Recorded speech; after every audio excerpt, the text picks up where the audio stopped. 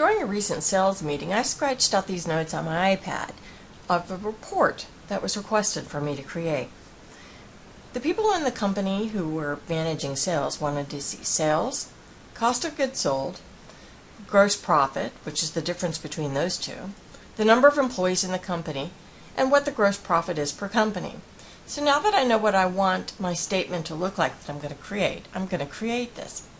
Now let's start by going into Great Plains and let's talk about a couple things that we've talked about before.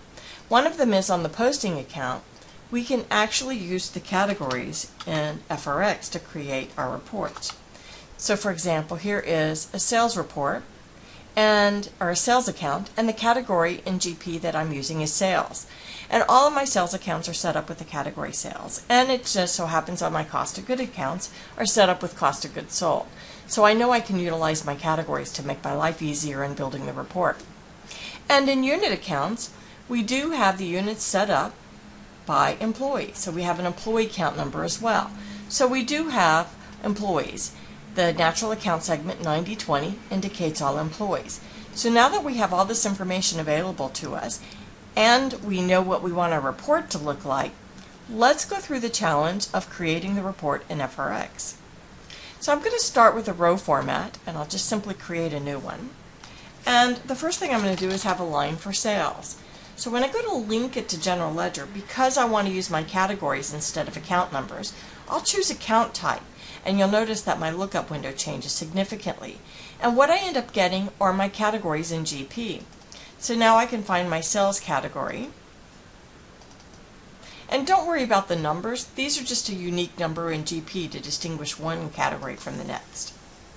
And now I need my cost of goods sold. So I will say cost of goods sold. And I'm going to look for that category as well. So I'll go change it to account type, and then I'll look for my cost of goods sold.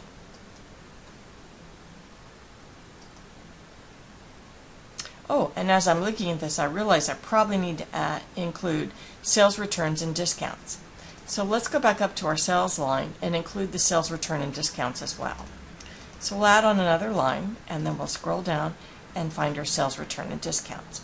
And this should satisfy all the requirements within the organization.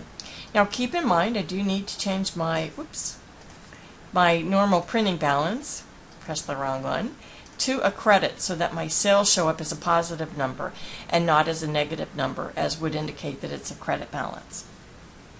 I want an underline, so I'll underscore, actually let's just put a thin line there.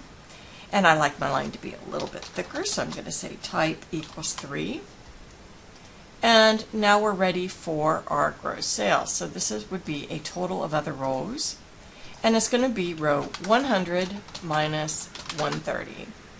And so we'll call this gross profit. Now, I did want on my report to include, let's pull that up. I did want to also see the number of employees and the gross profit per employee. So I'm going to minimize that.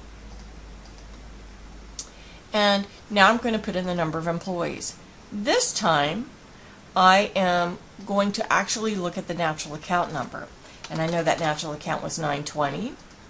So I'll say OK here.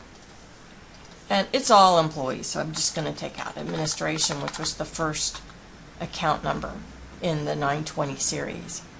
So now I have my sales, my cost of goods, my gross profit, and employee. And now I wanted to put in what the gross profit per employee is. So I'm going to put that title in.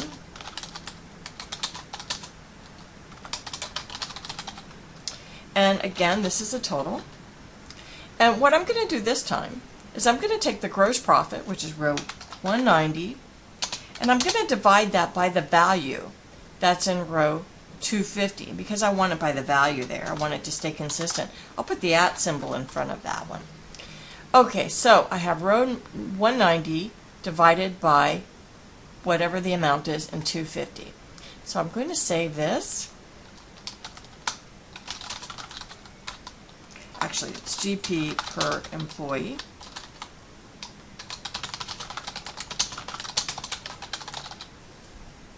And we'll save that. Great. Let's go to column layout and create a simple little column layout. We'll have our description, and we'll put in our general ledger amount right there, just current period. And let's have it automatically insert the month for which we are printing, and we'll give it a nice little font there. So I'll save that.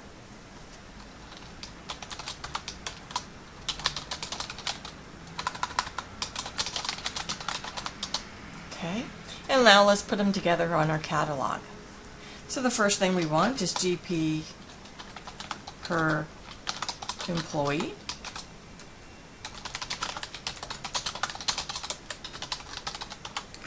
And we'll give it a row format that we just created, the column format that we just created. We'll check our output. That looks good. I'm going to go to page options because I don't want the title to come from the reporting tree. I want it to come from the catalog ID. I'm not using a reporting tree, so it's important to me that I get it from the right place. So let's go to catalog description.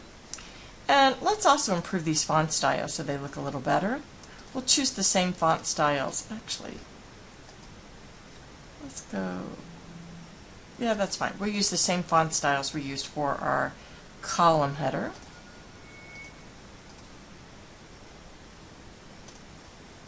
Great. Make sure we're not rounding. Save our report.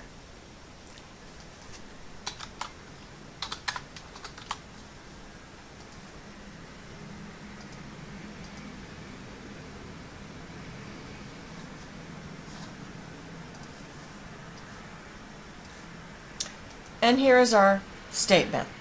We have sales, cost of goods sold, with the gross profit, the employee count, and the gross profit per employee. So it's an interesting way to work. And one other thing that would be interesting to do is to have a trend report. Perhaps we'll do that on a later blog. I hope this helps.